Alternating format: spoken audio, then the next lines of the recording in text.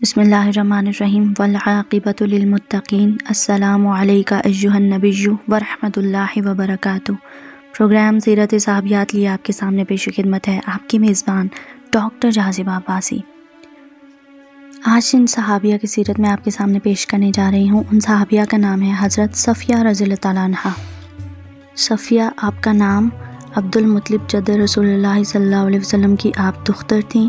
ماں کا نام حالہ بنت وہب تھا جو حضرت آمنہ نبی پاک صلی اللہ علیہ وسلم کی والدہ ماجدہ کی ہمشیرہ ہیں۔ اس بنا پر حضرت صفیہ نبی پاک صلی اللہ علیہ وسلم کی پھوپھی ہونے کے ساتھ ساتھ آپ کی خالازاد بہن بھی تھیں۔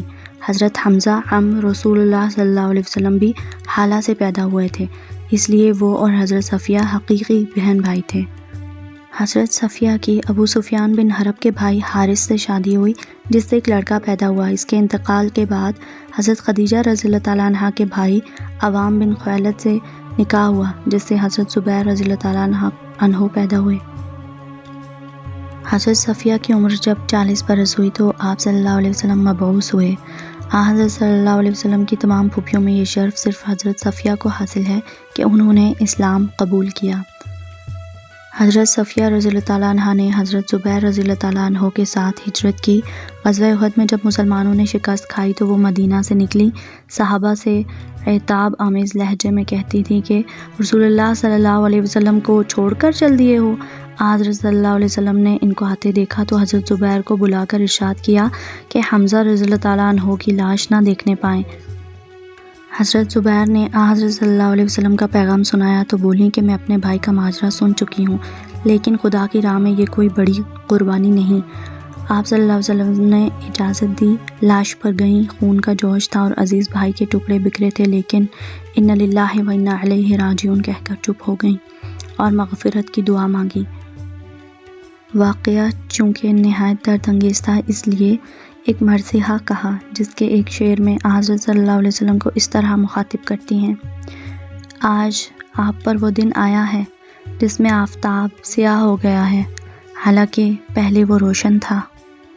غزوہ احد کی طرح غزوہ خندق میں بھی انہوں نے نہایت ہمت اور استقلال کا ثبوت دیا۔ انصار کے قلعوں میں فارح سب سے زیادہ مستحکم قلعہ تھا اور حضرت حسان کا تھا۔ یہ قلعہ یہود بنو قریظہ کی آبادی سے متصل تھا۔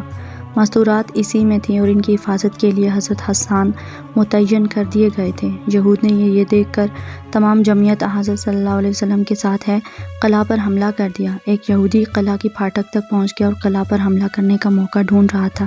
حضرت صفیہ نے دیکھ لیا، حسان سے کہا کہ اتر کر قتل کر ڈالو ورنہ یہ جا کر دشمن کو پتہ دے دے گا۔ حضرت حسان کو ایک عارضہ ہو گیا تھا جس میں ان میں اس قدر جبن پیدا کر دیا تھا کہ وہ لڑائی کی طرف نظر اٹھا کر بھی نہیں دیکھ سکتے تھے۔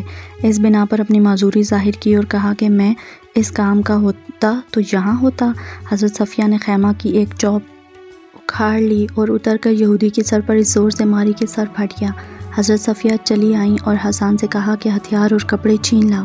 حسان نے کہا جانے دیجیے، مجھ کو اس کی ضرورت نہیں۔ حضرت صفیہ نے کہا اچھا جاؤ اس کا سر کاٹ کر قلعہ کے نیچے پھینک دو تاکہ یہودی مرعوب ہو جائیں، لیکن یہ خدمت بھی حضرت صفیہ رضی اللہ تعالیٰ عنہا نے خود ہی انجام دی۔ یہودیوں کو یقین ہوا کہ قلعہ میں بھی کچھ فوج متعین ہے، اس خیال سے پھر انہوں نے حملے کی جرأت نہ کی۔ آپ صلی اللہ علیہ وسلم کے انتقال پر حضرت صفیہ کو گہرا صدمہ پہنچا۔ نہایت پردرد مرثیہ لکھا جس کا مطلب یہ ہے: حضرت صلی اللہ علیہ وسلم کی وفات پر اے آنکھ خوب آنسو بہا۔ یہ مرثیہ ابن اسحاق نے اپنی سیرت میں نقل کیا ہے۔ حضرت صفیہ رضی اللہ تعالیٰ عنہا نے 20 ہجری میں وفات پائی اور بقیع میں دفن ہوئی۔ اس وقت 73 برس کا سن تھا۔ حضرت صفیہ رضی اللہ تعالیٰ عنہا نہایت نڈر اور بہادر خاتون تھی۔ آپ نے اسلام کی سربلندی کے لیے بہت سی کوششیں کی۔ حضرت صلی اللہ علیہ وسلم سے آپ کی محبت مثالی ہے۔